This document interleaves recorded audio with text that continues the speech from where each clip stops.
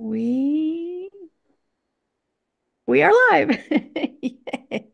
Welcome everybody. Welcome, welcome, welcome. Thank you for joining me again for another chat with my QHHT Level 3 friends and family. Thank you so much for being here.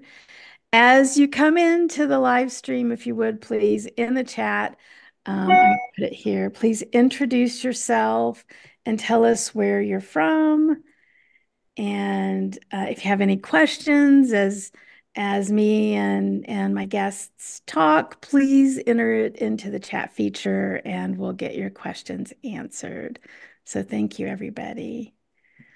All right, we have a kind of a more somber topic today, and I'm excited to have these brilliant people on the line here to talk about that. So let's start first with Sabah. Sabah, please introduce yourself and tell everybody where you are, where you're coming from, and a little bit of your background, and maybe even how you got into this crazy QHHT stuff.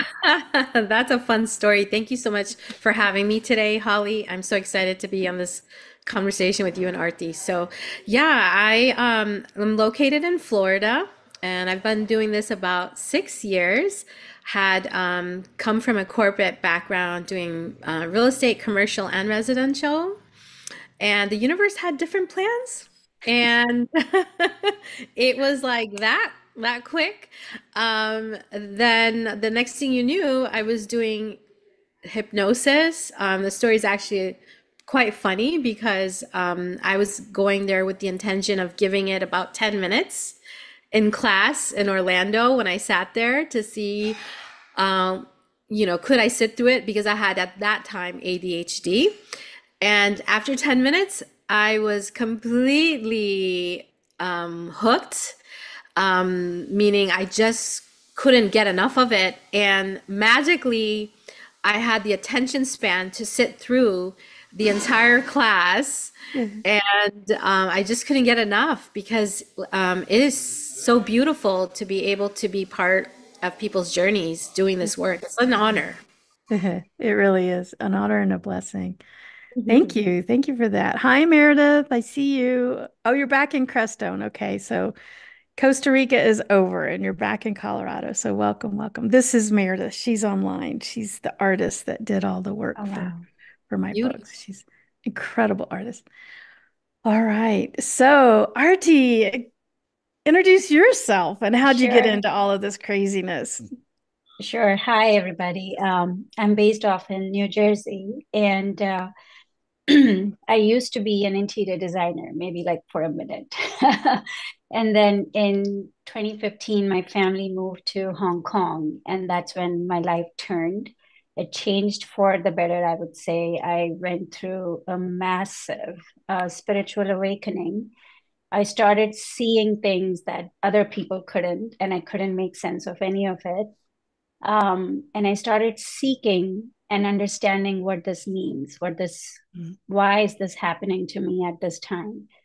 And in the search, I found Dolores, and I kept seeing her videos pop on YouTube. And, I kept ignoring it. But then when I started, I couldn't, I went into her video once, and everything that she was saying was really giving me answers of the things that I've been looking for since this awakening happened to me. And I got curious and I wanted to see if I can get a session done for my own self. And I found a practitioner, a level 3 practitioner in Hong Kong, and I went for a session, and it changed my life. I went through a massive physical healing myself because I needed to go for some sort of surgery. I was told by the doctors I can't run because there was some meniscus tear in my knee. And I had several other issues as well, which got resolved in that one session. And then I told myself in that session that I'm going to end up becoming a QHHT practitioner. And I remember in my session, I laughed in my under hypnosis saying, yeah, as if that's going to happen. And look at me today, I'm a level 3 practitioner. And universe has its own funny ways of showing us or taking us on the path that we're meant to be on. And I really feel that ever since I joined QHHT family, and it's been 7 years now, it's been a life-altering, life-changing experience for me. I feel that I have the best job in this universe. I feel that with every session, I learn something new, I grow, and I remember where I come from a bit more. So it really is an honor to be practicing this. Yeah. Yeah. I was telling you guys earlier before we went live, just for the audience sake, the reason I do this, the reason I do these live streams is because of that. Because I mean, we have a front row seat to universal wisdom every day in our Yes. office. And it just seems like what a tragedy not to share it. And so that's Yes. my whole purpose of doing this. All right, we Mm-hmm. have people coming in. So we have Ilse from Latvia with us. Thank you for joining. As people are coming in, please introduce yourself in the chat and tell us where you're from. All right. Today, like I mentioned, our subject is a little more somber than maybe normal. Although last week I was talking to John McCluckey and Linda Rich about pain, but it's today we're going to be talking about death. So, but these are important. These are important topics that so many people have questions about or concerns about, fears around, or challenging experiences around. And so it can be so I don't know, peace giving to find out what we actually know from the higher self about these really, really challenging subjects. Hi, KS. Welcome, welcome. Thank you. All right, so today our topic is From Endings to Beginnings, Life's Eternal Dance. And we're going to delve into understanding life through death's lens. So we're going to be talking about death, this whole cycle of life, maybe a little bit about what happens after we leave this monkey suit body and what the purpose of all of that is. So again, please add your questions in the chat. I'm going to be watching any questions you have about this. Most of us have gone through some sort of grief or loss or even fears concerning our own mortality. And so that's what we're here to talk about today. All right. So let's start. Aarti, I'm going to go back to you. What is your definition of life? What have you found out through QHHT? What now doing what you've been doing for 7 years, this front row seat to universal wisdom. Now, how would you define life? It's very interesting. To me, life is an experience, and not in a way that we are experiencing life. I think life is experiencing itself through us. What I mean by that is from the several sessions I have done, life is really not about you, but it's about everyone else around you. And in what way do you touch these people's lives, your relationships, your family members, your friends, your family, your colleagues, your even a stranger that you can come in contact with? What I noticed in my session is when a person sees a past life and they go through the whole experience of what they've gone through. And then after they pass, after they transition, and when they're looking at their lives from a bird's eye view, the only thing they focus on is how were they in relation to the relationships that they came across in that life. It was never about what car they owned, what house they had, what was their career, how much money did they make, what kind of shoes, what kind of brands. It never comes up. It's always about how were you in relation to the other person that you were in contact with. Did you operate from fear, insecurity, or did you operate from love? Did you operate from the divinity that we all are? Um, so to me, really, life is about experiencing and remembering where we all come from. And it's so convoluted. It really, from all the troubles or all the issues that we end up having in different relationships, which is the biggest, I guess, suffering that most of us go through, is why does this happen to me? Why do I not get along with this person? Or why did this person do that to me? Right? I think it's all about that person trying to giving us an opportunity to remember that we are all, even in a situation that might not work us, we are here to remember that we are unconditional love. And how do you respond in a situation like that versus reacting? So it Mhm. brings us closer and closer to that remembrance. To me, that's what life is, to just remember how we are in relation to others. Wow, that's beautiful. That's beautiful. When you said, I loved when you said, um, life doesn't happen to us. I'm paraphrasing here. You said it more beautifully than I will, but life doesn't happen to us. It happens through us. That kind of Yes. reminds me of, I love Alan Watts. I don't know if you guys ever read or listen to anything of Alan Watts, but he was this philosopher in the 1960s and kind of a Zen Buddhist kind of guy. And he said, he has this quote, and I'm going to botch his quote too, but it's basically the earth peoples the way the ocean waves. And so we have this concept like we came from somewhere and then we come here. And it's like, no, we're just the waves in the ocean. You know, we didn't come Mm-hmm. from somewhere. We're life Mm-hmm. happening in the moment. We're the ocean Mm-hmm. waving in the moment. You know, we Yes. arose, we didn't arrive, right? And I Yes. love Mm-hmm. that. I absolutely love Yes. that. That's so cool. Beautiful, beautiful. Hi, Ang from Greece. Awesome. Way cool. All right, so Sabah, how do you define life after all your years in this front row seat? Oh, yeah. So, first of all, life for me, um, through the eyes of QHHT, has been this wild roller coaster because I find that life had a, I'm trying to find the words for this, but there was a lot of death within that life, meaning ego death. Mm, Okay. And so that's for me what I noticed going through the eyes of QHHT for me is just something, just letting go of something, letting something just die off and resolving it.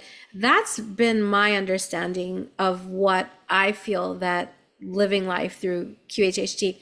And I want to bring up something about when we have a client that goes through the death scene, you know, we'll go through some scenes in their life. And then if they go through their death scene, we'll go through the death scene and ask them what was the purpose of that life? What were mhm, some of the lessons? And what mhm. I find so In a beautiful about past the life, life not in this in a life. past, We don't I'm take people sorry, to their death in this life. Yeah, yeah. in a past life.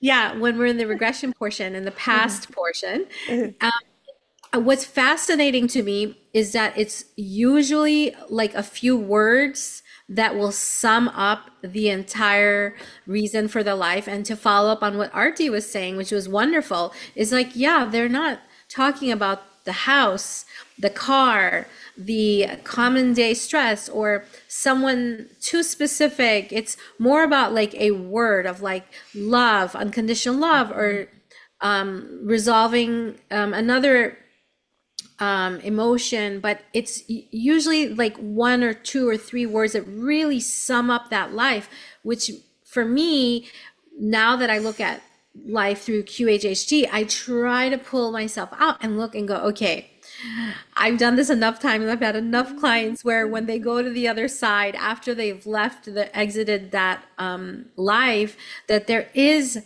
a greater reason for that life. There is something very beautiful on the other end. And so for me, that is the meaning of life, is looking at it through the eyes of death, I guess. I don't yeah, know. yeah, yeah, yeah. I love that you brought up this past life scenario because I think this is important to me, at least in the definition of life, because we also have a lot of clients that come in and they want to explore their past lives. And for a lot of people, they want to explore their past life as Cleopatra or Napoleon or somebody, somebody famous, right? And it's like, yeah, sorry, most of us were like potato digging farmers, Hmm. or a caveman or something really, really Hmm. simple. But I use this little quip. I say I'm a past life regressionist that doesn't believe in past lives, and then I explain. I'm like, time is an illusion. Those lives aren't past. They're still here. Hmm. They're still happening. Everything's happening in the now. And kind of back to Aarti's point that it's just life happening through us, not to us, including all those other lives, right? And Hmm. so, and they're still here. They're still in the now. Everything's happening now. So they're not past, which is a cool part of the healing because we can heal across time in QHHT. We can heal in the now for things that happened in that other life.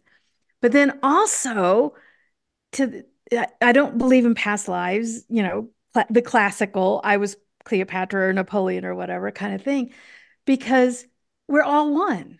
It's all just Hmm. consciousness and it's all just one Hmm. consciousness, right? And so we find that out through Hmm. QHHT. And so what is life? Well, all your soul is experiencing all of these experiences in form simultaneously for the sake of the experience, but yet everybody's life is connected to everybody else's life across time. And so there aren't these like, I have my life and my past lives. It's like we're actually all kind of one thing experiencing itself all at once, but through these Hmm. different sets of eyeballs. So Yeah, it's cool. not linear. It's Yeah. not, one after the other. It's all Yeah. together at the same moment. Yeah. Yeah. So cool. So cool. Now, have you guys had QHHT experiences where the life was like maybe an inanimate, what we might think of as an inanimate object, like rocks or trees, or, well, I guess trees are living, but Hmm. like rocks or mountains or things like that? What Hmm. can you think I've of one had that you want to rocks. share? Uh-huh. Yeah, I've had rocks, really profound, complex, simple, beautiful, wise experiences and long. Mhm. Mhm. Yeah. I had to ask with a client who was a rock. I'm like, because you can we need to go through the death process, and then I'm suddenly panicked, and I'm like, wait, how does the rock die? and and the higher self just said, well, I just leave. I'm done with that experience. I just leave. Hmm. I don't have to die. Yeah. Hmm. Right. What is die, right? Right, right, right. We'll get to that. Yeah. Hang on. I've had clients, I'll share two sessions where this one client was actually the space inside an atom. And I was like, Whoa. whoa, what does that feel like? And what does that even mean? And it said, this client said that, well, I just exist. It is to understand what it is to be in a tiny restrictive space. Mhm. And she went through the whole process of explaining to me what the space really means and how that space is the stillness within us and the connection to that stillness within us. And when you go through this whole process and then you bring the subconscious in, which is your higher self, oversoul, Dolores calls it the subconscious. Um, and when I asked the subconscious what was the purpose for her to show the space within an atom, how does that mean? What does that mean for her in the current life? The subconscious said to her that, look, you may go through many trepidations in your life, but the reason I showed to you your existence as that space within the atom was to bring you closer to the stillness that still exists in you. So when you are in a situation where things are not going, they're according to the way you want it to be, they're not the most pleasant experiences for you. you can find that space within you, which can bring you closer to source, closer to that stillness that is just your beingness. And that does not get affected by the external environments. So basically, to cut this in short, to live in the moment, because what happened to you in the past is in the past. The Mhm. experience happened maybe 5 minutes ago, which is not your current present moment, because in your present moment, everything is okay. And how do you get to that everything is okay is by connecting to the stillness within. Wow. Mm. Wow, that was like fabulous, right? And then one other example is recently I had a client who saw herself as nighttime. Like, wow, that's amazing. Not a And thing, a concept. Yeah. yeah, she Wow. was nighttime. She said, Uh, I'm purple. I'm purple. I can be blue, I can be pink, but I'm mostly purple because I'm nighttime. And she, as nighttime, was watching these dolphins in the water and yearning to feel what these dolphins were feeling as mhm, they were enjoying their mhm, splashes in the water. And mhm, she said, oh my gosh, I want to come and experience life because I'm mhm, just here for eternity. mhm, I know I'm here, but I mhm, know that the feeling only conceptually, and I want to experience what it is to live and feel by coming to Earth. So yeah. she decided to have a fractal of her essence, to have the soul experience of a human. She didn't choose to be a dolphin, but she chose to be a human. So I thought that was pretty cool as well. Wow. Wow. Yeah, and sometimes you'll get clients who are, when we're interviewing them before the hypnosis, like, people have had challenges, right? They've lost loved ones, maybe they're going through difficult relationship situations, maybe they had very traumatic experiences in their life, maybe they're in physical pain, and they don't want to be here. They're Mm. not that they're suicidal or anything, but it's like, ugh, when will this be Yeah. over? Ugh. Hmm. And then they get into the hypnosis and it's like, no, you don't get it. Like this, no one forced you to incarnate. No one forced your soul to Hmm. have form. And the gift of form, like the nighttime yearning for the experience of those dolphins, like to see and smell and touch and be in form is like this huge miracle, like this massive gift. Hmm. And your Hmm. soul yearns to have these form-based experiences for the Hmm. joy of it. Yeah. Yeah, I love it when clients find that out. That is so cool. I've never heard it any other life being like not even a thing, just a concept. Yeah. Nighttime. That's Hmm. way cool. Hmm. Yeah, That's that's the way first cool. I've heard that too. That's really cool. Mhm. I love Yeah. it. I've had other people have experienced other lives in hypnosis as mechanical objects, Mm. lamps, stereo speakers, a pen. And so when we say, well, what is life? Well, consciousness is in everything. I mean, Hmm. I don't know that spirit lives in every rock, but it could, you know, if it can live Hmm. in an ink pen or a stereo speaker, you know. And so then you begin, once you realize that our clients have all these experiences and a life of an inanimate object, it's like, everything's alive. Like, no, Hmm. everything is alive. Hmm. Everything. Even Right. those Yes. things that were like manufactured have Hmm. consciousness to them. So cool. So Right. It cool. is. Yeah. So I had a client who was an airplane. And And interesting enough, he's really into airplanes. He's like, I'm an airplane. I love this. Oh my God, I'm free. This is great. I'm in the sky. I just love it. And it's such a wonderful reminder that everything is consciousness, especially with Hmm. me having a real estate background. I wouldn't say that I was spiritual, but I did know that there's something magical when someone's picking their property, whether it's commercial or residential. I just Hmm. knew there was Hmm. something more than just someone looking at a home. Uh-huh. But now Hmm. that I stepped into QHHT, I understand like, okay, no. clients think they're picking their properties, but no, the house is picking them, or the commercial places, or the Mm-hmm. land is picking them, because it's conscious space, it's conscious awareness, and It's there's an alive. energy Mm-hmm. exchange. Yeah. So yeah, that's the beautiful thing about QHHT, is watching how everything is so interconnected, and really brings me back as a person watching this unfold every day for my clients, where they're finding these beautiful connections within themselves, through themselves, with other situations going on in their life, and finding that, okay, we're really all connected Mm-hmm. somehow, in this wonderful weave of story, and there's not so much separation. I think if QHHT could be experienced by everyone on the planet, we'd be on a different planet right now. Exactly. Really, I think Exactly. the concept of separation would get eliminated if people experience this and understood that we're all one. Just, Mm-hmm. experiencing ourselves in different versions or different forms. Mm-hmm. Yeah.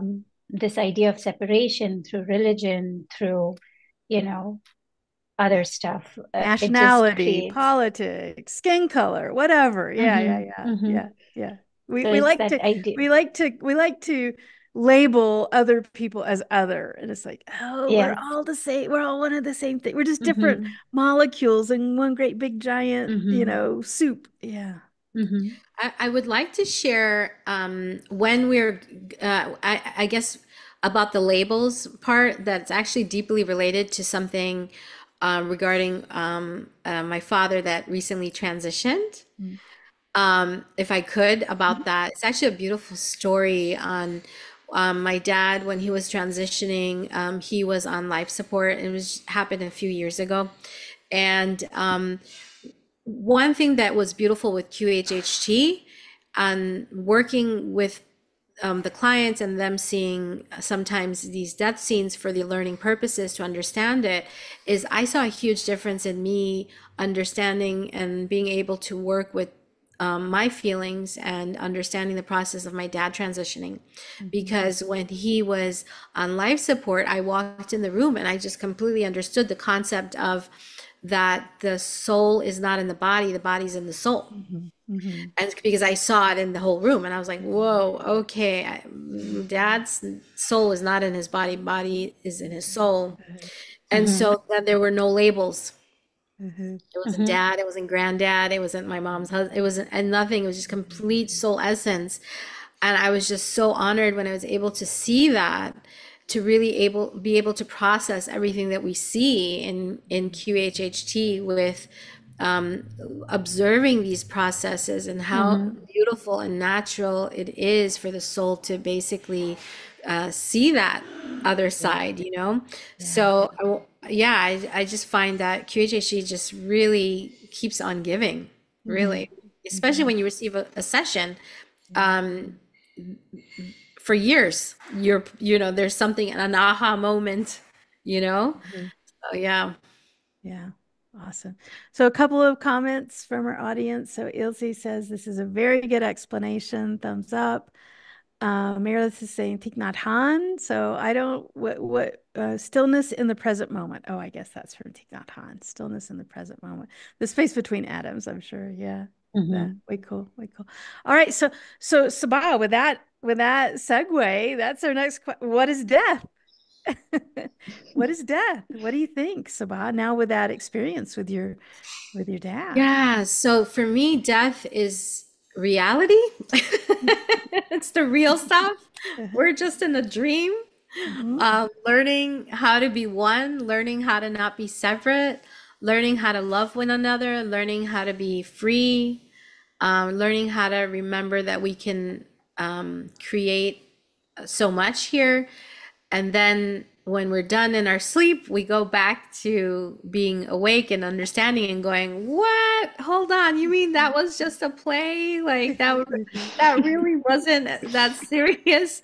So, yeah, I don't know. There's so much to unfold and so much to unpack there when it talks about, the transition phase, because on the last 8 years, I had so many close people transition for me. So it's been a really deep conversation, lots of contemplation around this topic.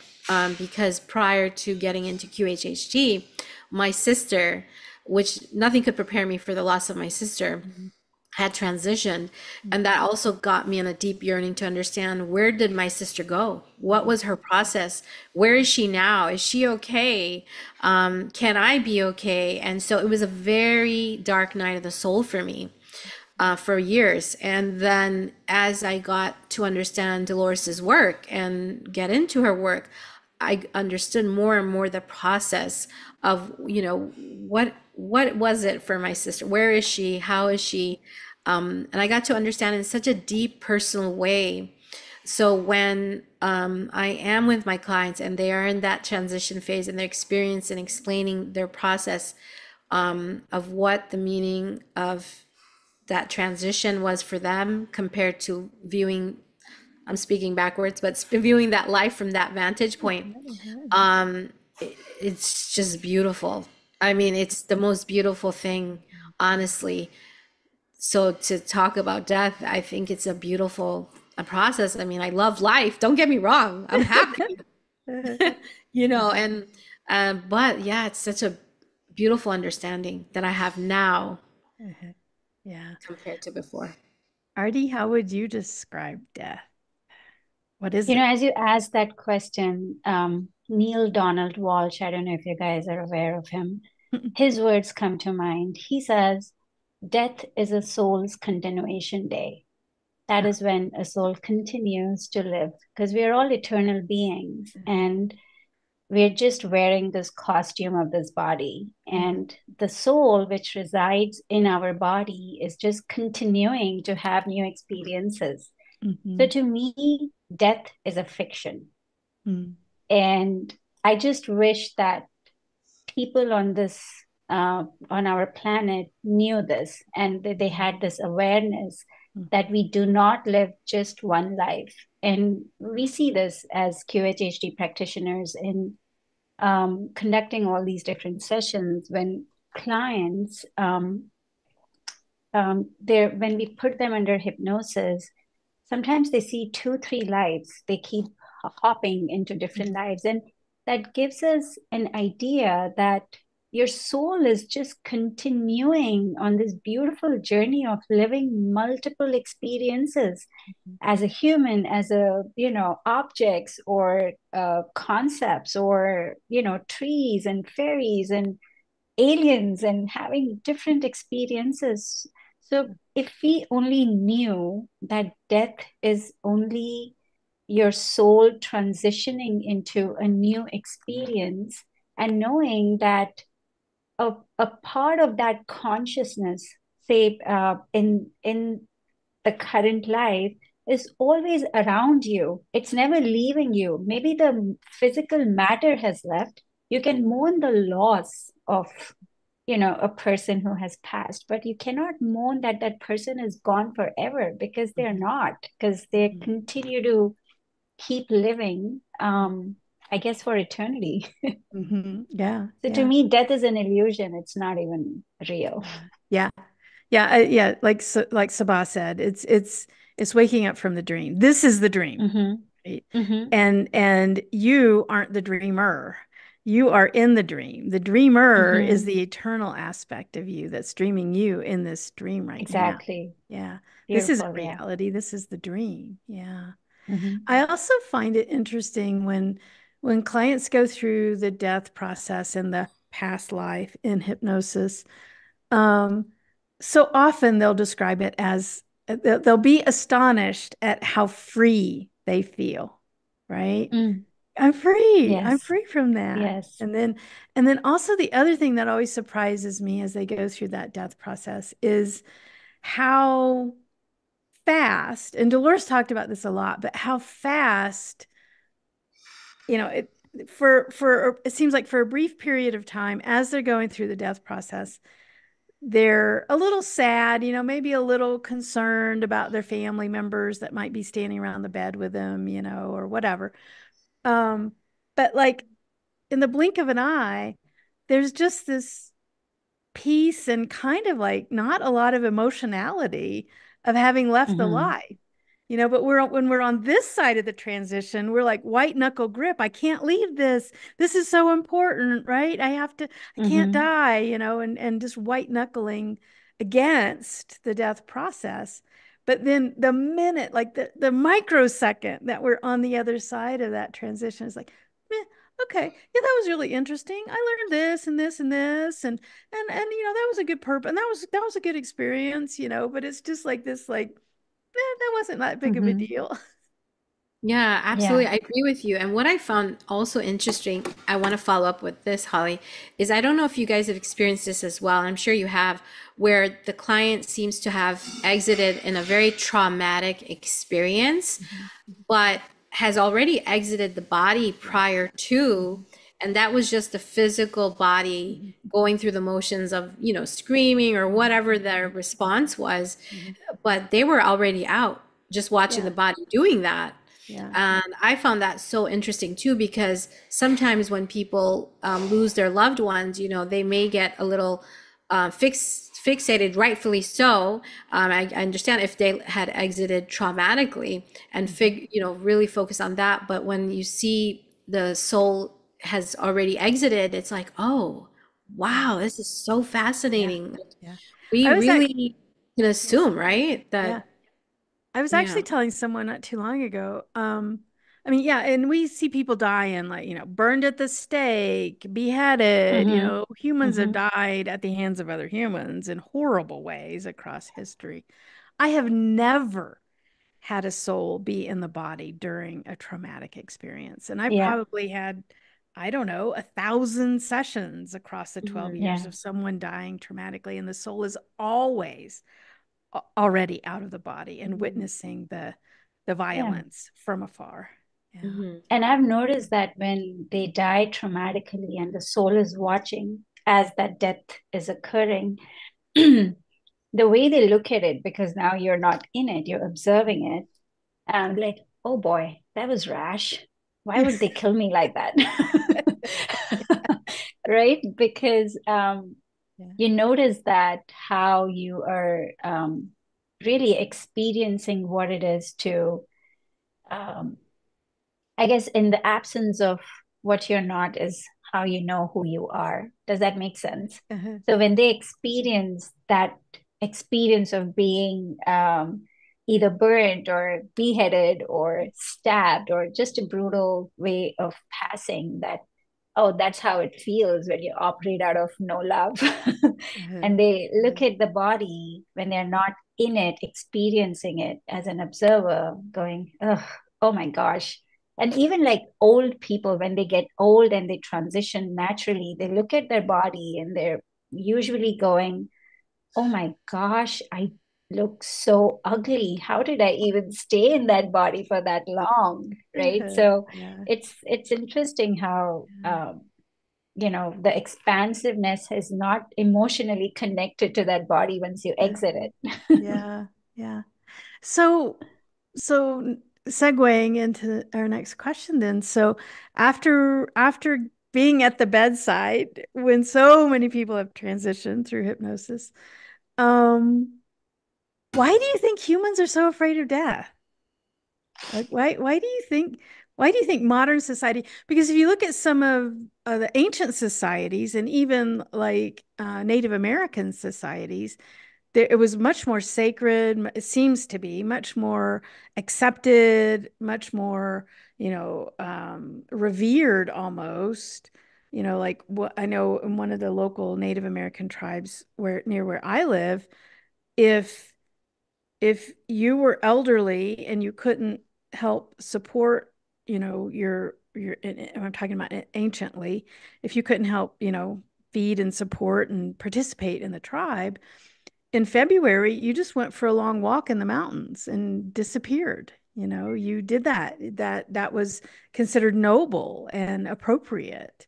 Um, so why is our modern society just got this like aversion, like just this massive, almost seemingly, just ridiculously huge fear of death? Where'd that come from? I think it. Yo, comes go. from the idea. Sorry, Sabah, No, were that's okay, you? Aarti. Go ahead. No, no, go ahead. Okay. So I feel that this comes from the idea that we live just one life. We live this one life, let's live it to the fullest. And then it creates that idea of clinging on to what you have Mm-hmm. and feeling that once you die, you're leaving all your loved ones behind and you're going to be all alone on the other side, which is not the case. Mm-hmm. I There's always your transitioned family members waiting for you on the other side to welcome you. And when you exit the body, they're all there. They're all there to show you the way, to show you the light, and you review whatever happened in the past life. But um, I think this fear comes from the idea of separation, from this idea that this is the only life we have and this is it. We don't want to let go of what we have. But if we knew that we get to do this again, however we want, and we decide how we want to come back, then I think that fear will be released from you. Mm-hmm. Right. What do you think, Yeah, Sabah? I think, I mean, I'm gonna say it. I think it comes from society trying to control through fear of, an example I'm gonna bring up was, COVID. There's a lot of fear, so much fear that put people in positions to make certain decisions, Um, and again, I'm not talking pro or anti anything. Everyone has their own experience with it, but my dad transitioned due to it. But my thing is that the unknown, and then it's perpetuated in society through, mass media or Mm-hmm. and there's that fear of the separation, just like Aarti, touching on that is the fear of separation, like the complete separateness of everyone and everything in some way, then steps in the fear, and it really could just comes from separation, Mm-hmm. Mm-hmm. and I think it's it's really used in society, and it's important for us to really step in a place of really looking to see, where am I reacting from? Where is this coming from?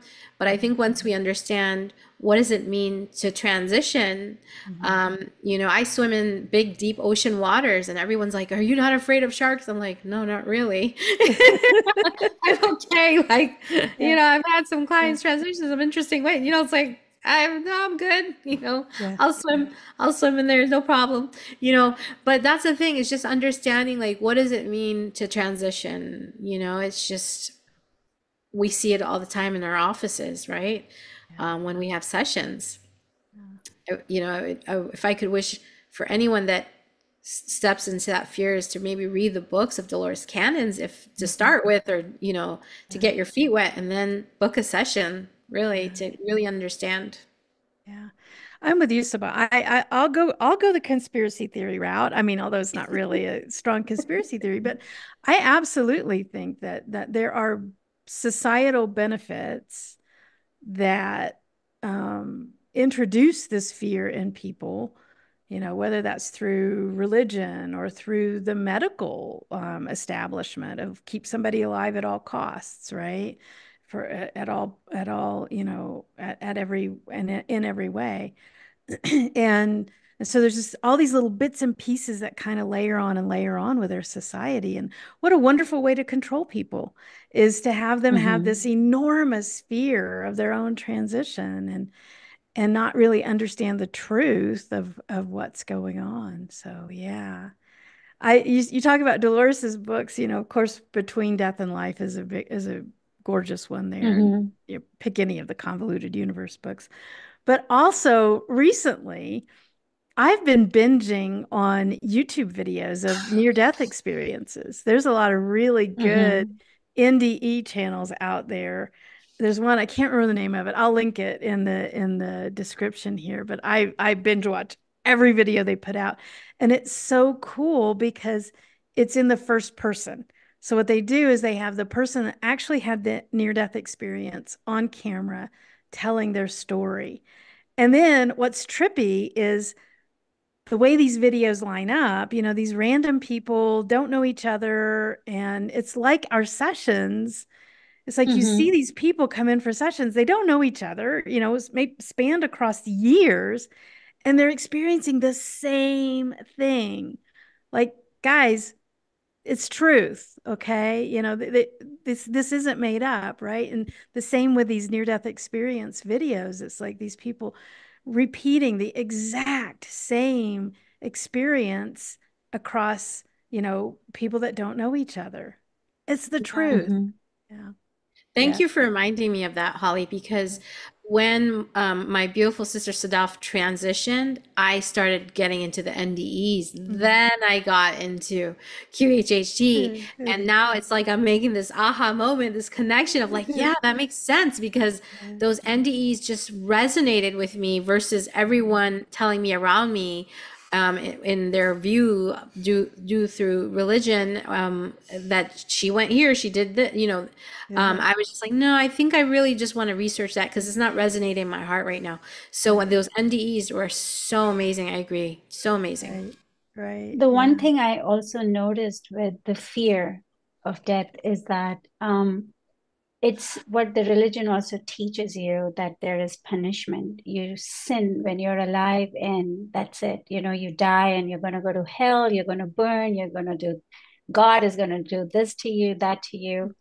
Not just from QHHT sessions. I'm saying this also from my personal experience because I help souls transition. Also, a medium. And I often notice that the souls that have the hardest time to transition to the light is that fear that Mhm. I sinned in my life Mhm. and I'm afraid to cross over because I know that God is not going to accept me. Yeah. And the one thing I notice that people also sometimes are afraid of death is, oh my gosh, I didn't live the best version of me in this life. And Mhm. I do not know what kind of retribution I'm going to have to pay up there. So I don't want to go. I want to stay here and I want to, Yeah. be in this space. Yeah. If only they knew that God is just all loving, all Yeah. unconditional love. There is no such thing as punishment. Right. We often see this in our sessions that one of the most common things I'm sure you guys have seen as well is, say in one of the past lives, you got killed by another person. The person stabbed you, backstabbed you, whatever. I often see that the that person who was the cause of death comes back as a parent to that Mhm. very soul. And Mhm. when I ask why as a parent, the soul often says that because there is no such thing as punishment. Yeah. The only way to experience unconditional love is in the role of a parent, because a parent is the only relationship that offers or experiences what unconditional love is. And Mhm. when you take a life from another being, you are experiencing the opposite of unconditional love. So, how do you learn? You Mhm. learn by experiencing what unconditional love is, which Mhm. is to be a parent of that person. Right. So, it's just so beautiful. And if people knew that it's all love, it's all experience, it's all what you want to do, then I think that fear of transitioning or going to a fearing God will just, Mhm. disappear. Yeah. We have a question here. So Ilse asks, I heard that after death, it is better to burn the body than put it in the ground. After the body is burned, the soul can better continue the path. Otherwise, the soul is connected more along for a longer time to the body. Do you have some experience from QHHT? What would your experience be after witnessing all of these transitions? What matters with what happens to the body? Sabah?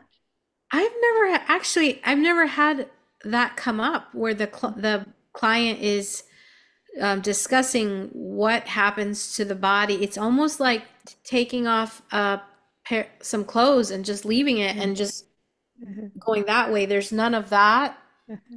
Going backwards with not backwards, but looking back to understand what's happening with their body. I've never experienced that. I don't know if you guys have.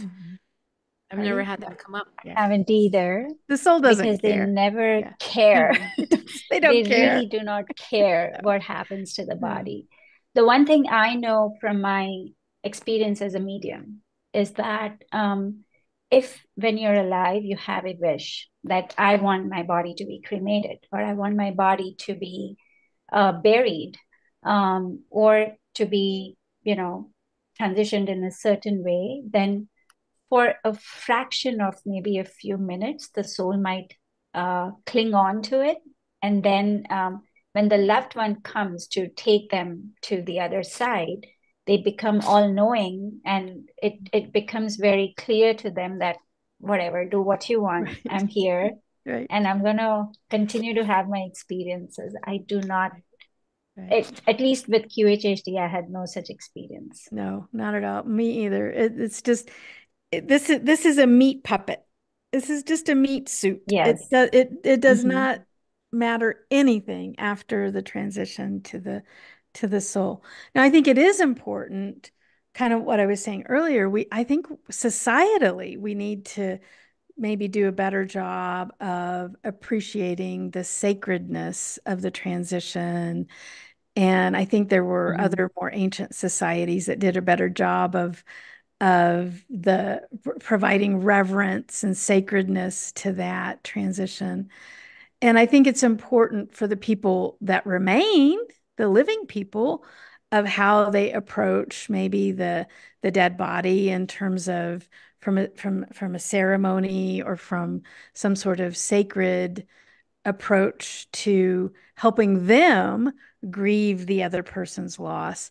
But the person that transitioned does not care at all what happens to that old meat puppet suit that they just left. They're flying the universe. Hmm. They're on and Hmm. off. Yeah, Yes. absolutely. Absolutely. Yes. And speaking about flying the universe, one thing that I don't know if you found very fascinating with NDEs, to go back on that, is when the person transitions, their belief system seems to be a reflection of what comes through as Mhm, far as who they're met with as well mhm, with the NDE. So Hmm. that also ties in Oh, with what you yeah. were mentioning, Aarti. When you have people that transition over, it's kind of like the ones that are clinging on the most and having that hard time to transition is that, like, oh, you've done bad, you're a bad person, and now you have to go through this. And so they kind of have that little imprint, and where they're like, oh no.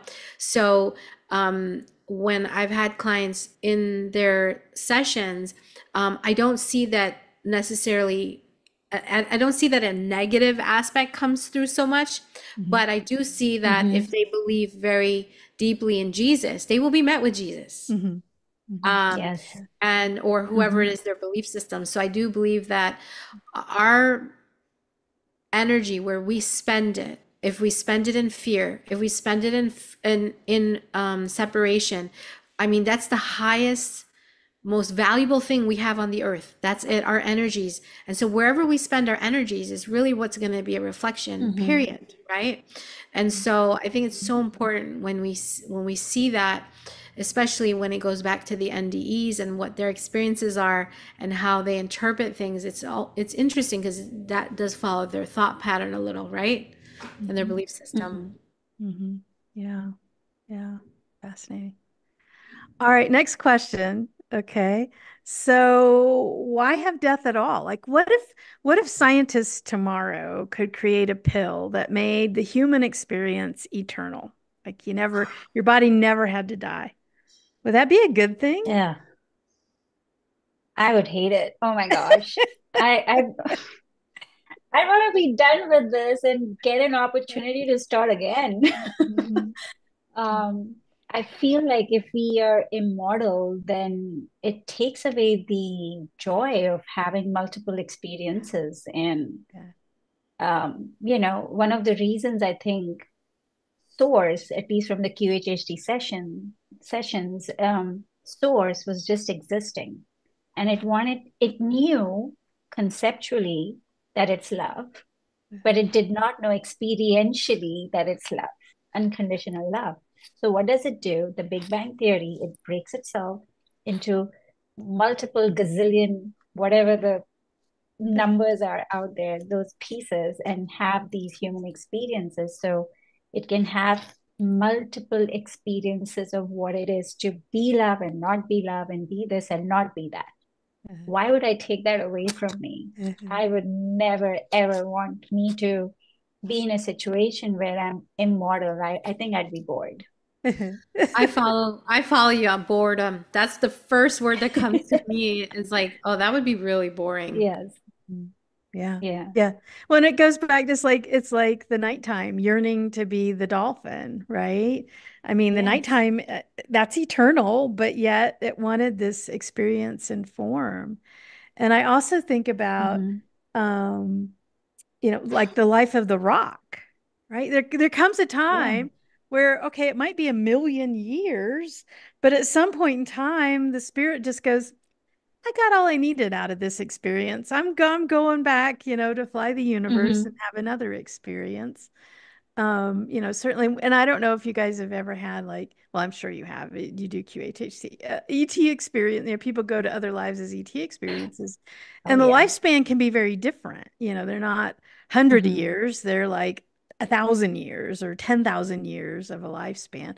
But regardless of the amount of time, at some point in time, even the rock goes, I got what I needed out of this experience. I'm ready to go on to another one. Mm-hmm. Yeah. Yeah, Yeah. Yeah. I love the transition on the other lives and other planets, aliens, Mhm. because when it's not something where it was unexpected, it's just like, oh, I'm just gonna go now. It's time to leave, like you said, with the tribes in your area, what you've understood, where they would just go walk and go in February. Mhm. So it was same thing in other planets where they're just like, no, it's just time to go. And I'm just like, wow, Yeah. Yeah. like And that's just it. leave. Yeah. Yeah. And I've actually had a couple of QHHT sessions in like ancient human times, Mm. where people were able to do that. Like just a few weeks ago, I Mm. had this woman was in like some sort of like maybe England or Ireland, but they were living in stone huts kind of thing. And she was old and she just sat down by the creek and she was done. She left. Yeah. Mm. Yeah. Yeah. We've lost that. We've lost that ability. Yeah. Yeah. All right. Any advice for those experiencing grief of a loved one? Okay, so we're making all this really personal. So for your own passing, for your own transition, but I mean, you're still human. You still have emotions. We miss, we love, we grieve. Any advice for people that might be grieving the loss of a loved one? Maybe they're not even afraid of their own death, but it's really, really hard. Maybe it's loneliness. Maybe it's sadness. Yeah, I'd like to share something there. I think for the advice I have is there we're human and there I have to still experience all the emotions even though I understand everything that I understand through QHHT. I still went through all of the anger, the denial, all those steps. The only difference is that I understood them more, and so I wouldn't have been so stuck in one of those emotions. And so yeah, I just think that it is tough, but also not being too positive, not to honor the human experience. It's really important to experience, all the emotions that come along with losing someone. Mhm. Yeah. Artie, any advice for people going through grief? I love what Sabah said. It's very important to go through all the human experiences when you lose a loved one. But I think the awareness that the consciousness of the person who's left you is always around you. I think if you are conscious about that they're just not there in the physical body, but their essence, their consciousness is always there, always guiding us, always, you know, talking to us in the form of our spirit guides or, a spirit family. We notice that in our sessions that every time a person passes, the entire family whose transition comes to welcome them on the other side. So I feel that I see the pain. I don't want, I respect all the I guess grieving and the mourning that a person goes through. But if we have that idea in our minds that you can mourn the loss of that person who's left you, mourn that because they create a vacuum, the energy has left you. So there is that vacuum that you're feeling around you. But when you know that the consciousness or the essence of that person is always around you, except that now you have to use your extrasensory perceptions to feel it, then you will know that they're always around. Mhm. My grandfather recently passed a year ago, and I was very close to him. Um, but when he transitioned, I knew that I can ask him to come and talk to me. When I do, I see him in my dreams. I can, I have the gift of seeing the spirit. So I have had multiple conversations with him even after he transitioned. So I know that the spirit of the person who has passed is always around, and that brings me into a place of peace. It gives me that sense of peace that, that yes, I can't touch that person, Mhm. but I know that I can feel that person if I can just quieten my mind a little bit. Mhm.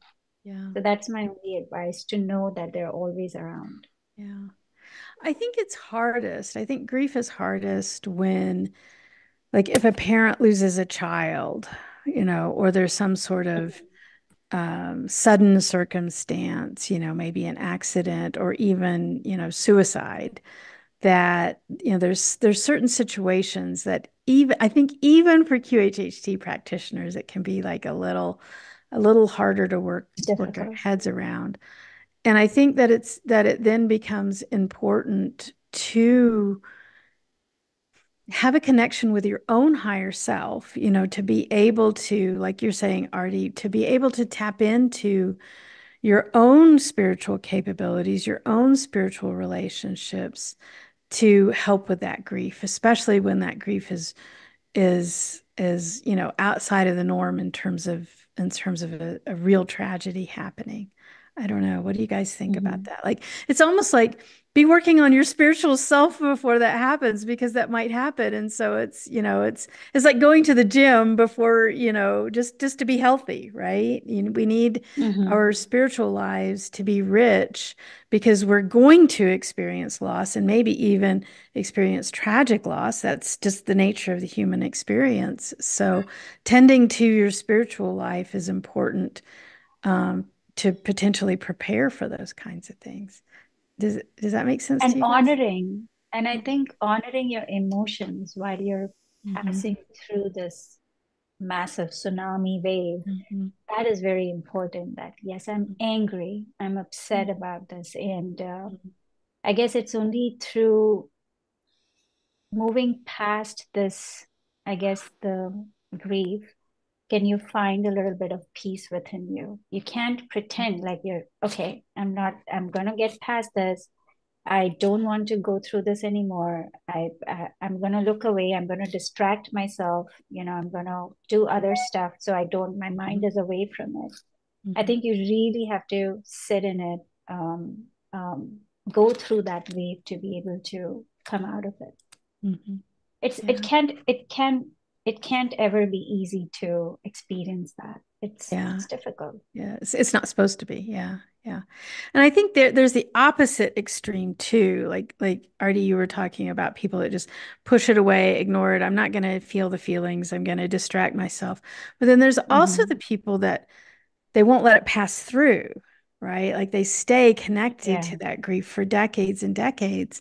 And I think one of the things that I've heard from the higher self in session anyway is advice is, surrender. Like let your spirit take care of this healing for you.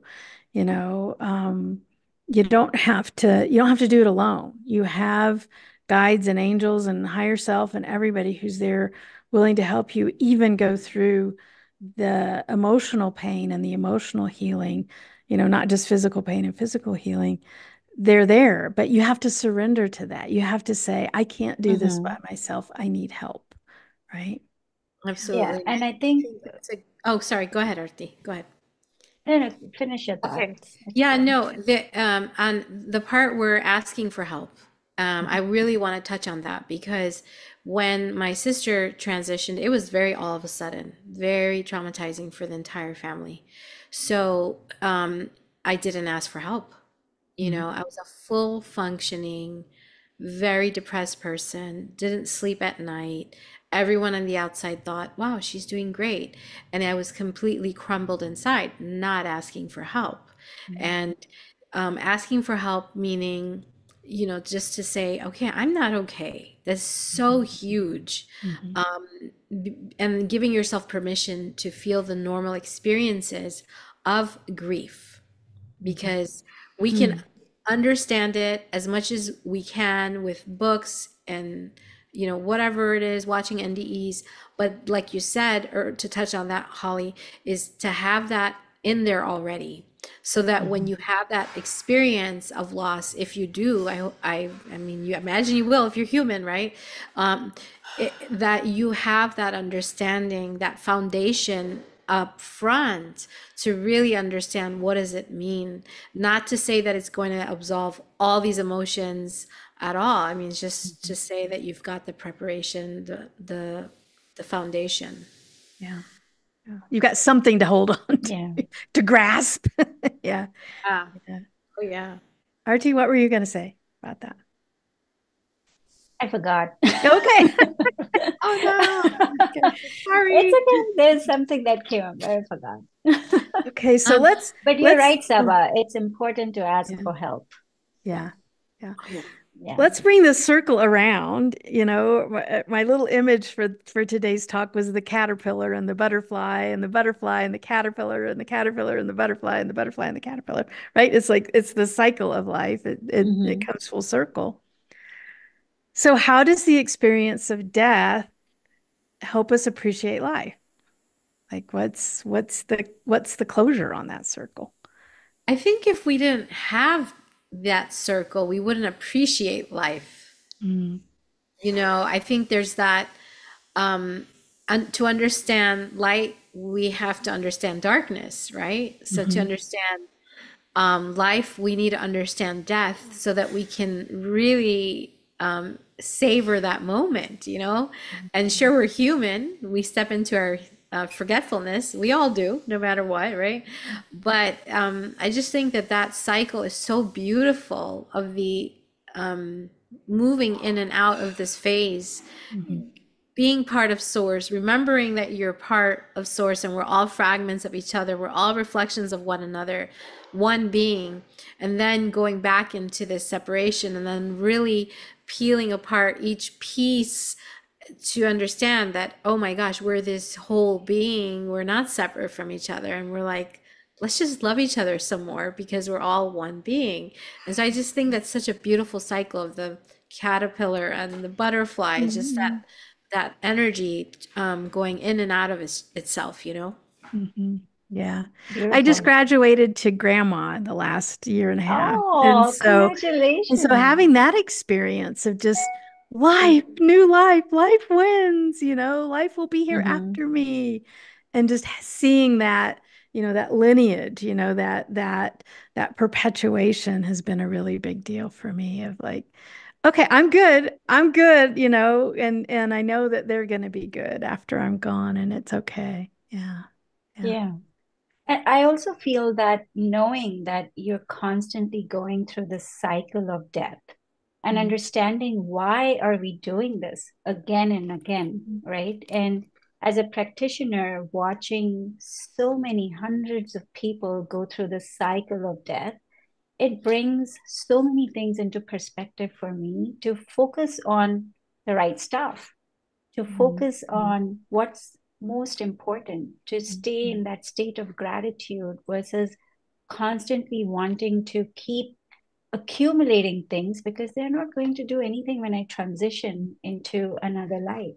Mm-hmm. So I think death makes me want to appreciate the relationships that I am in this moment, the relationships that are working for me, and appreciate the relationships that, quote unquote, we call toxic, and Mm-hmm. understanding what is it that I'm meant to learn from those experiences, that what about me makes me judge myself or have, I guess, to have an opinion of myself that is where I'm not embracing myself fully. So it constantly brings me and my image of myself into perspective, to constantly stay in that all embracing, all loving form.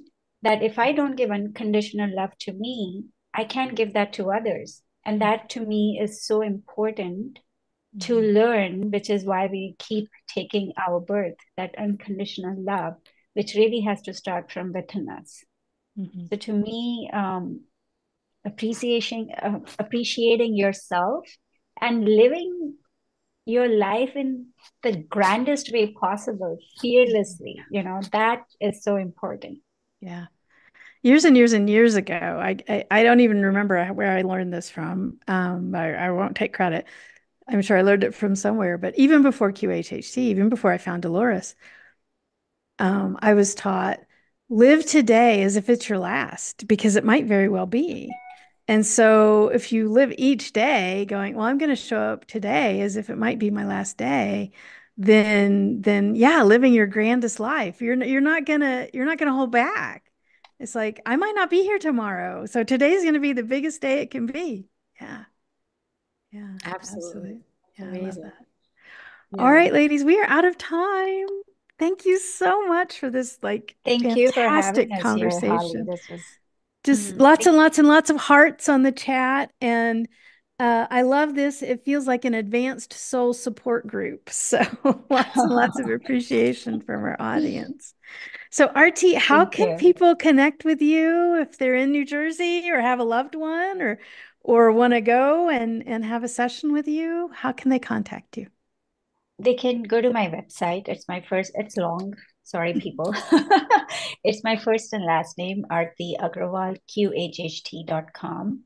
And they can go there and book a session online on the calendars, or they can email me. It's RT2, number two, Agrawal at gmail.com. Very good. Thank you. And Sabah, how do they connect with you for a Oh, session? yes. Through email or my website, and that's qhhtflorida.com or Sabah at qhhtflorida.com. Very good. SABAH. Mhm. Very good. Very good. Awesome. And I'm in Durango, Colorado, and which is nowhere near Denver. We're out in the middle of nowhere, but a beautiful, beautiful place to visit. And I'm Holly at awarecaredurango.com, and my website is awarecaredurango.com.